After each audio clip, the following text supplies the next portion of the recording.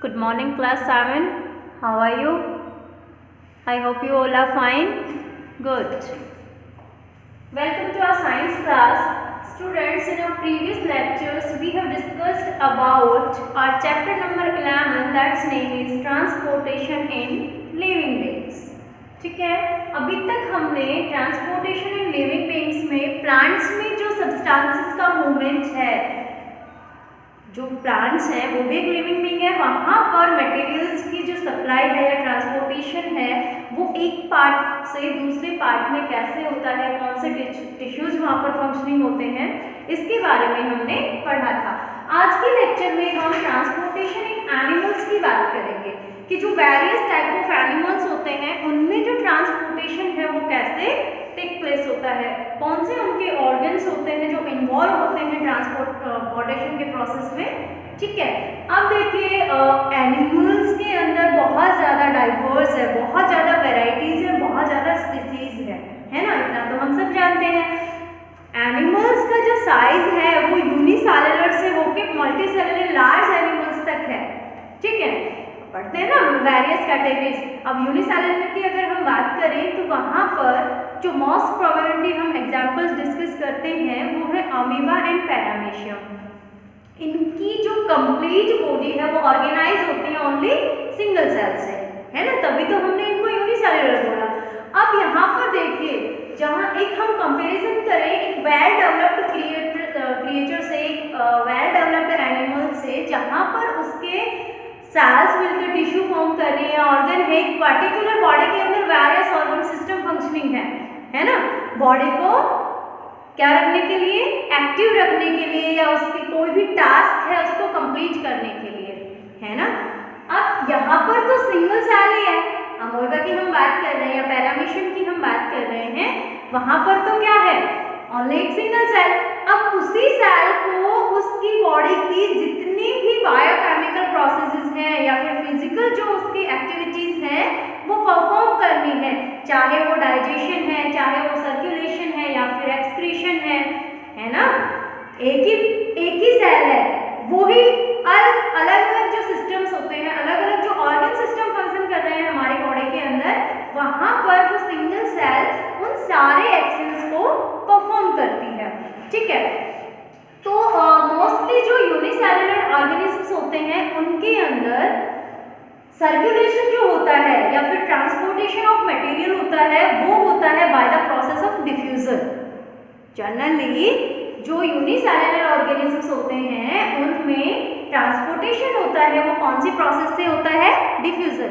Diffusion में क्या होता है कि कोई भी सब्सटेंस हायर कंसंट्रेशन से लोअर कंसंट्रेशन की तरफ मूव करता है। ठीक है, और उनका मूवमेंट, वो जो डिफ्यूजन के अंदर सब्सटेंसेस का मूवमेंट होता है वो तब तक चलता है जब तक कि दोनों, यानी कि जो आउटर सराउंडिंग है और इनर है, दोनों के अंदर concentration of that particular substance equal नहीं हो जाती है ना। तो जो जैसे सेल के एक पार्ट में किसी एक कंपोनेंट जो है, जो हमें न्यूट्रिशन है ना, हमें पता है कि डाइजेशन भी उसी सेल ने किया है, तो जहाँ पर डाइजेशन हुआ वैक्यूल्स में वहाँ पर न्यूट्रिएंट्स एक्सेस में है, ज़्यादा क्वांटिटी है। अब सेल के अदर पार्ट्स तक वो न्यूट्रिशंस कैसे पहुँचेंगे, डिफ्यूजन के थ्रू, है ना। हायर कंसंट्रेशन से लोअर कंसंट्रेशन की तरफ जो सब्सटेंसेस के सॉल्युबल जो मॉलिक्यूल्स हैं वो मूव करेंगे। ठीक है, और ये मूवमेंट उस सेल के अंदर तब तक होगा जब तक कि कंप्लीट एंटायर सेल के अंदर जो क्वांटिटी है या फिर प्रोपोर्शन है उन न्यूट्रिएंट्स का वो इक्वल नहीं हो जाता। ठीक है, उससे थोड़े से डेवलप्ड कुछ एनिमल्स आते हैं, लाइक हाइड्रा है ना, उनकी बॉडी के अंदर कोई पर्टिकुलर ऑर्गन नहीं होता, है ना, या फिर इंसेक्ट्स की हम बात करें वहाँ पर किसी भी तरह की ब्लड वेसल्स प्रेजेंट नहीं होती है, वहाँ पर ब्लड का फ्लो एंटायर बॉडी में ऐसा रैंडमली होता है। ठीक है, हालांकि इंसेक्ट्स जो है वो वेल डेवलप्ड है, यूनिसेलुलर तो हम उनको नहीं कह सकते, मल्टीसेलुलर ऑर्गेनिज्म है, बट वहाँ पर एक पर्टिकुलर सर्कुलेटरी सिस्टम फंक्शनिंग नहीं होता, ब्लड वहाँ प्रेजेंट है, लिंफ वहाँ प्रेजेंट है, बट एक ब्लड वेसल्स प्रेजेंट नहीं है जिसकी हेल्प से, जैसे ह्यूमन बीइंग्स में ब्लड वेसल्स प्रेजेंट होती हैं, ट्यूबुलर शेप्स होती हैं, ट्यूबुलर जो स्ट्रक्चर्स होती हैं ट्यूबुलर शेप की, ट्यूब शेप में, उनके थ्रू ब्लड का सप्लाई होती है अदर पार्ट्स तक। तो इंसेक्ट्स में क्या होता है, कॉमन फ्लो होता है, रैंडम फ्लो होता है, उसके थ्रू ही जो सब्सटेंसेस का ट्रांसपोर्टेशन है वो टेक प्लेस करता है। ठीक है, तो ये तो हमने बात की जो लोअर ऑर्गेनिजम्स थे उनकी। अब हम बात करें circulatory system of human beings. Humans का जो सर्कुलेटरी सिस्टम है या फिर जो हायर लेवल के एनिमल्स हैं जिनके अंदर well developed organ systems functioning होते हैं बॉडी के अंदर, उनका जो सर्कुलेटरी सिस्टम है, उनके जो कंपोनेंट्स होते हैं सर्कुलेटरी सिस्टम के, अपने ऑर्गन्स कौन कौन से हैं। फर्स्ट आता है heart, blood and third is blood vessels. Humans की हम बात कर रहे हैं। ह्यूमंस का जो सर्कुलेटरी सिस्टम है वो 3 ऑर्गन से मिलकर बनता है, heart, blood and blood vessels. आज की क्लास में हम अपने हार्ट की बात कर रहे हैं। ठीक है, नेक्स्ट लेक्चर जो होंगे उसमें ब्लड और ब्लड वेसल्स की बात करेंगे। आज के लेक्चर में हम ह्यूमन हार्ट की बात करेंगे, कहाँ सिचुएटेड होता है, कैसे उसकी शेप होती है, क्या उसका फंक्शन होता है। ठीक है, तो थोड़ा तो हम जानते हैं, पढ़ते आए हैं ना भाई, अपनी बॉडी के ऑर्गन्स के बारे में तो हमें पता ही है, पढ़ा है हमने छोटी क्लासेस में। हार्ट इज अ इंटरनल और delicate organ of our body, it is protected by our rib cage, है ना। हार्ट जो है वो हमारी बॉडी का इंटरनल और डेलिकेट ऑर्गन है जो कि हमारे रिब केज से प्रोटेक्टेड होता है। क्लियर। सो यहाँ पर मैंने डायग्राम ड्रॉ किया है ह्यूमन हार्ट का। ये एक सेक्शन है। एग्जैक्टली अगर हम इसकी बात करें, कॉनिकल शेप यहाँ पे दिखाई गई है। इसका साइज की अगर हम बात करें तो हार्ट का साइज हमारी फिस्ट के साइज का होता है। फिस्ट मतलब मुट्ठी। जब हम अपनी पाम को क्रॉस करते हैं तो जो ये साइज बनता है, इस साइज का होता है human heart. Human heart 4 chambered होता है। 4 चैम्बर्ड से मतलब कि इसके अंदर जो एक कंप्लीट हार्ट है वहां पर 4 चैम्बर्स, अलग अलग जैसे रूम होते हैं ना, अपने 4 रूम्स होते हैं, ऐसे अलग अलग 4 पार्ट्स बने हुए होते हैं, जिसका जो टॉप पार्ट होता है वो होते हैं 2 ऑरिकल्स और जो बॉटम पार्ट होता है वो होते हैं 2 वेंट्रिकल्स। क्लियर। 2 ऑरिकल और 2 वेंट्रिकल। समझ आ गया। 4 चैम्बर्स में टॉप वाले जो पार्ट्स होते हैं वो होते हैं ऑरिकल और जो बॉटम है, हार्ट का जो बॉटम है वो है वेंट्रिकल। अब 2 ऑरिकल्स में एक लेफ्ट ऑरिकल जो लेफ्ट साइड में सिचुएटेड है बॉडी के, दैट इज लेफ्ट ऑरिकल, और जो राइट साइड में सिचुएटेड है वो राइट ऑरिकल। ऐसे ही अगर हम बॉटम वेंट्रिकल्स की बात करें तो जो लेफ्ट ऑरिकल के बॉटम पार्ट है ना, जो हमारे बॉडी के लेफ्ट में सिचुएटेड है, that is left ventricle, and जो राइट साइड सिचुएटेड है बॉडी के अंदर, और जो राइट ऑरिकल के नीचे, राइट ऑरिकल से कनेक्टेड जो अदर चैम्बर है वो है राइट वेंट्रिकल। क्लियर। समझ आया। 2 auricles left and right, 2 ventricles left and right. अब देखिए बॉडी के अंदर, ये तो हमने हार्ट की बात कर ली, इतना भी पता है कि हमें बॉडी के अंदर जो पंपिंग होती है ब्लड की, बॉडी के अंदर सप्लाई होती है ना, उसको पंप करने का काम कौन कर रहा है, हमारा हार्ट, है ना। और लाइफ टाइम चलने वाली प्रोसेस है ना, ऑटोमेटिकली चल रहा है। तो अपना जो हार्ट है वो अपना काम कभी बंद कर रहा है, जिस दिन उसने काम करना बंद कर दिया उस दिन कोई भी लिविंग बीइंग होगा वो क्या होगा, डेड, है ना। सो लाइफ के लिए इसका वर्किंग रहना जरूरी है, तो ये ऑटोमेटिकली काम कर रहा है हमेशा। अब देखो क्या प्रोसेस होता है, इसके जो अलग अलग चैम्बर्स हैं, क्यों अलग अलग चैम्बर्स हैं, ये आपस में यहाँ पर देखिए, जहाँ पर ऑरिकल और वेंट्रिकल एक दूसरे से जुड़ते हैं यहाँ पर वॉल्स प्रेजेंट होते हैं। ठीक है, जहाँ पर जैसे लेफ्ट ऑरिकल लेफ्ट वेंट्रिकल से जुड़ा है, यहाँ वॉल है। ठीक है, ऐसे ही राइट ऑरिकल राइट वेंट्रिकल से जुड़ा है, यहाँ पर वॉल्स प्रेजेंट है। इन वॉल्स का क्या फंक्शन होता है उसकी हम बात करेंगे। सबसे पहले फ्लो की अगर हम बात करें, इतना देखो हमें पता है ब्लड वेसल्स जो होती है 2 टाइप्स की होती हैं, है ना। कौन कौन से, आर्टरीज एंड वेन्स, है ना, आर्टरीज एंड वेन्स। अब देखिए क्यों है अलग अलग, क्यों हमने उनको अलग अलग नाम दिया। एक टाइप की जो ब्लड वेसल्स है उनके अंदर डीऑक्सीजनेटेड ब्लड, जिसको हम इम्प्योर ब्लड भी बोलते हैं जनरल वे में, एक्चुअल में वो इम्प्योर नहीं होता है, वहाँ डीऑक्सीजनेटेड ब्लड है जो वेन्स में फ्लो करता है। आर्टरीज के ब्लड होता है वो फ्लो करता है। क्लियर? अब ऑक्सीजनेटेड ब्लड कैसे आया, कैसे कहाँ वो ऑक्सीजनेटेड हुआ? ऑक्सीजन बॉडी में किसके थ्रू एंटर कर रही है? जुड़े हुए होते हैं। ये देखो फंक्शन जो है अपने यहाँ पर ब्लड के प्योरिफिकेशन का, वो अपने रेस्पिरेशन से जुड़ा हुआ है ना। रेस्पिरेशन के थ्रू हम, हमारी जो बॉडी है वो ऑक्सीजन को एब्जॉर्ब कर रही है ना। बॉडी के अंदर हम एयर इनहेल कर रहे हैं। रेस्पिरेशन में कहाँ है, कौन से पार्ट में है? लंग्स में है। तो ब्लड ऑक्सीजनेटेड कौन से पार्ट में होगा? लंग्स में होगा। लेकिन उसकी जो पंपिंग है, उसकी जो सप्लाई है वो किसके थ्रू होगी? हार्ट के थ्रू होगी। हार्ट ही ब्लड को लंग्स में पंप करेगा, हार्ट ही ब्लड को बॉडी के अदर पार्ट्स में पंप करेगा। अब इतना मैंने आपको बताया कि जो डीऑक्सीजनेटेड ब्लड होता है वो वेन्स में फ्लो करता है, और जो ऑक्सीजनेटेड ब्लड होता है वो आर्टरीज में फ्लो करता है। ठीक है। अब हमारी बॉडी की सेल से, हमारी बॉडी में हमें पता है नर्व्स का जो अपनी आर्टरीज है और वेन्स है उनका एक नेटवर्क बना हुआ है। ठीक है। तो वेन्स से जो इम्प्योर ब्लड आता है या जो डीऑक्सीजनेटेड ब्लड आता है वो कहाँ एंटर करता है बॉडी में? राइट ऑरिकल में। समझ आया? हमारी बॉडी के अंदर जो डीऑक्सीजनेटेड ब्लड वेन्स जो है वो कलेक्ट करके लाती है, वो कहाँ एंटर हो रहा है? सबसे पहले राइट ऑरिकल में। क्लियर? समझ आ रहा है ना? बॉडी से डीऑक्सीजनेटेड ब्लड वेन्स के थ्रू जो आया कलेक्ट होके, वो कहाँ एंटर होगा? सबसे पहले वो आएगा राइट ऑरिकल में। राइट ऑरिकल से वॉल्स के थ्रू, ये जो वॉल्स बने हुए हैं राइट ऑरिकल में, यहाँ से ये जो डीऑक्सीजनेटेड ब्लड है ये कहाँ जाएगा? राइट वेंट्रिकल में। ठीक है। सबसे पहले इम्प्योर की बात करना है। डीऑक्सीजनेटेड बॉडी से जो आ रहा है, सबसे कहाँ से आ रहा है? बॉडी के अदर पार्ट से वेन्स के थ्रू जो ब्लड आया है राइट ऑरिकल में, राइट ऑरिकल से गया राइट वेंट्रिकल में। अब राइट वेंट्रिकल जो है इस डीऑक्सीजनेटेड ब्लड को सप्लाई करता है, पंप करता है हमारे लंग्स तक, क्योंकि ऑक्सीजन हमने वही एब्जॉर्ब की है ना। रेस्पिरेशन सिस्टम, जब हमने रेस्पिरेटरी सिस्टम पढ़ाया था आपको, उसमें हमने डिस्कस किया था कि लंग्स के अंदर जो एल्वेलाइज होती हैं वहां पर एब्जॉर्ब होती है कौन? Oxygen gas. ठीक है।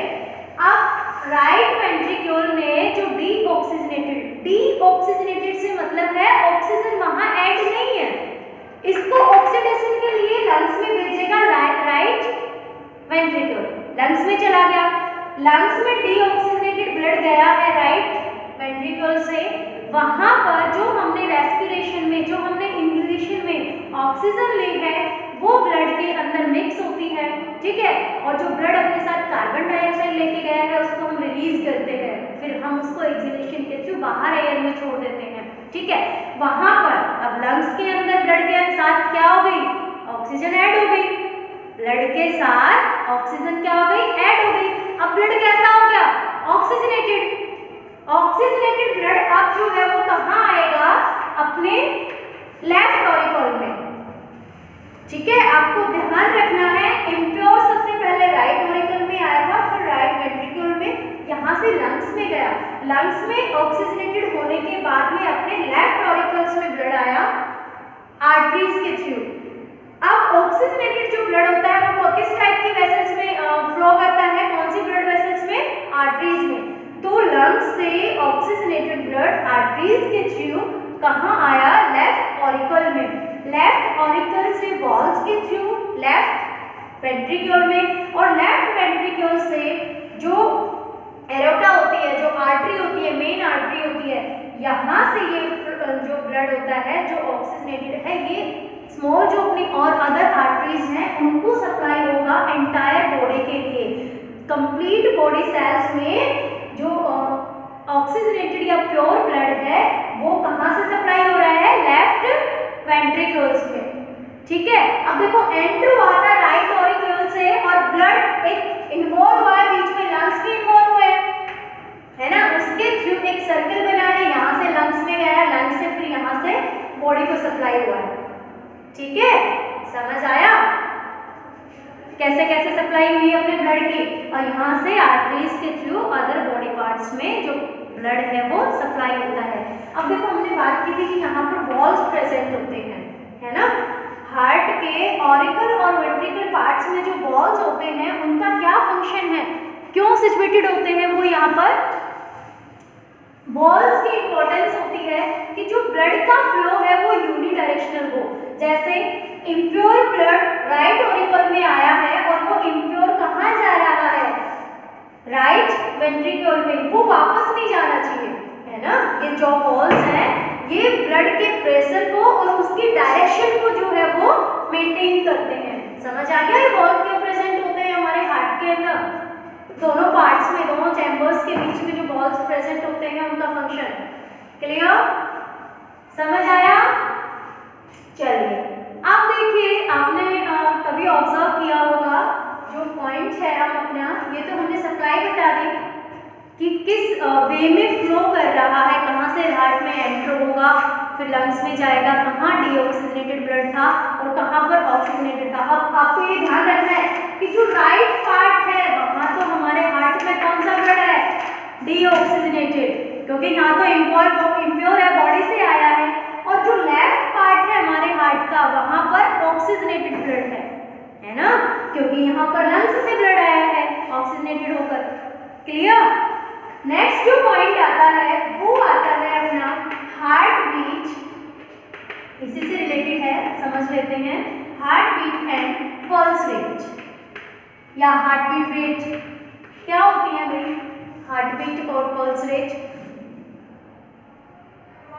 पल्स रेट या फिर हार्ट बीट रेट क्या होती है कि 1 मिनट में जितने टाइम हमारा हार्ट बीट करता है, अब वो हार्ट बीट क्या होती है, देखो जब यहां से इम्प्योर ब्लड राइट वेंट्रिक्यूल से इम्प्योर ब्लड को पंप किया जाता है लंग्स के लिए, ठीक है, समझ आया। राइट वेंट्रिक्यूल से पंप किया है हमने ब्लड को लंग्स के लिए, यहां एक साउंड क्रिएट होती है लब। क्लियर। जब हमने राइट वेंट्रिक्यूल से डीऑक्सीजनेटेड ब्लड को लंग्स को सप्लाई किया है तो एक साउंड क्रिएट हुई है लब। अब जब लंग से लेफ्ट ऑरिकल में ब्लड आया है, ऑक्सीजनेटेड ब्लड, ऑक्सीजन साथ लेके आया है ना, जब ये यहाँ पर एंटर होके वापस बॉडी को सप्लाई होगा यहाँ से लेफ्ट वेंट्रिकल से, है ना। एक तो जब इम्प्योर ब्लड राइट वेंट्रिकल से लंग्स को जा रहा है तो साउंड हो रही है लब। जब लेफ्ट वेंट्रिकल से ऑक्सीजनेटेड या प्योर ब्लड बॉडी पार्ट्स को सप्लाई हो रहा है तो यहाँ पर साउंड क्रिएट होती है डब। समझ आया। यहाँ से ये फ्लो कौन सा, राइट वेंट्रिकल से लंग्स के लिए पंपिंग और लेफ्ट वेंट्रिकल से बॉडी पार्ट्स के लिए पंपिंग। जब हार्ट करता है तो वो एक साउंड प्रोड्यूस करता है, कौन सी होती है, लब और डब। इससे मिलकर कंप्लीट एक हार्ट बीट बनती है ना। यानी कि जब एक बार जैसे ब्लड था यहाँ से एंटर होकर लंग्स में गया और फिर यहाँ से यहाँ, जब उसने एक साइकिल कंप्लीट किया है तो एक बन रही है अपनी एक हार्ट बीट, ठीक है। अब हार्ट बीट रेट या पल्स रेट हम किसको बोलेंगे, पल्स रेट अलग है, हार्ट बीट रेट क्या है, समझ आ गया। इम्प्योर से लेके प्योरिफिकेशन से फिर वो सप्लाई हो गया, इम्प्योर कहाँ से आया, बॉडी पार्ट से हार्ट में एंटर हुआ। अब उसकी जो भी प्रोसेसिंग होनी थी लंग्स के थ्रू या हार्ट के डिफरेंट चैम्बर्स के थ्रू, वो कंप्लीट होने के बाद जब बॉडी में सप्लाई हो रहा है वहां तक, ठीक है, 2 बार पंपिंग की साउंड आती है, थम्पिंग की साउंड आती है। एक बार डीऑक्सीजनेटेड लंग्स को जाएगा, एक बार ऑक्सीजनेटेड लेफ्ट वेंट्रिकल से बॉडी पार्ट्स को जाएगा, तो लब डब ये एक हार्ट बीट होती है। और 1 मिनट में जितनी हार्ट बीट एक नॉर्मल पर्सन की होती है उसको हम हार्ट बीट रेट या हार्ट रेट बोलते हैं।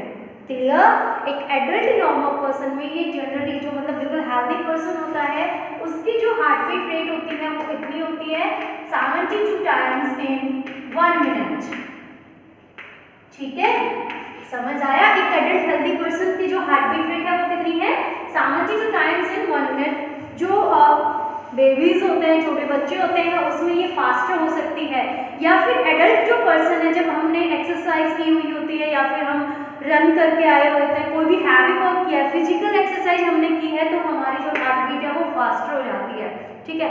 या फिर जब हम सिकनेस वाली कंडीशन में होते हैं, इलनेस हमें होती है ना, उस टाइम भी हमारी जो हार्ट बीट है वो इंक्रीज हो जाती है। क्लियर, समझ आया। अब बात रहती है कि मैम पल्स रेट भी उतनी होती है, पल्स रेट भी कितनी होती है, 70 टाइम्स इन 1 मिनट ही होती है एडल्ट पर्सन में, बट पल्स रेट हमने किसको बोला, देखिए यहाँ से जो ऑक्सीजनेटेड जो ब्लड था, यानी कि प्योर जो ब्लड था, लेफ्ट वेंट्रिकल से कहाँ गया था, वो आर्टरीज में गया था, है ना। अब आर्टरीज में जितनी बार आर्टरीज में देखो, एक बार पंपिंग होगी यहाँ पे कंप्लीट होगा ना, तो आर्टरीज में सप्लाई हो रही है, तो जब हार्ट बीट 72 टाइम है, इट मींस यहाँ पे 72 टाइम पंपिंग कर रहा है ब्लड 1 मिनट में। जब आर्टरीज में ब्लड का फ्लो हो जाता है तो उसको हम बोल रहे हैं पल्स रेट। अलग अलग अब बॉडी की जहाँ जहाँ आर्टरीज है, जहाँ से हम इनको मेजर करते हैं, जनरली आपने देखा होगा डॉक्टर्स को, आपकी जो रिस्ट है यहाँ पर आर्टरीज को ऐसे कैलकुलेट करते हैं हम पल्स रेट को, या फिर जो अपनी नेक के पास जो पॉइंट होता है उसको हम यहाँ पर फिंगर रखते हैं, तो भी हमें पल्स रेट जो है कभी सुन के देखना, है ना। और जो हार्ट बीट होती है डॉक्टर किससे चेक करते हैं, स्टेथोस्कोप। जब आप डॉक्टर के पास कभी बीमार होते हो तो जाते हैं तो कानों में ऐसे कुछ लगाते हैं और फिर ऐसे सुनते हैं ना, क्या होता है वो इंस्ट्रूमेंट, स्टेथोस्कोप। उसमें वो क्या सुन रहे होते हैं, वो क्या चेक कर रहे होते हैं, वो हमारी हार्ट बीट को चेक कर रहे होते हैं। क्लियर, समझ आ गया, आई होप आपको क्लियर हो गया होगा। एक बार आपको अपनी टेक्स्ट बुक से इसको रीड करना है, ओके। ब्लड वेसल्स और जो ब्लड का कॉम्पोजिशन है उसको हम अपनी नेक्स्ट क्लास में डिस्कस करेंगे। तब तक के लिए thank you, have a good day students.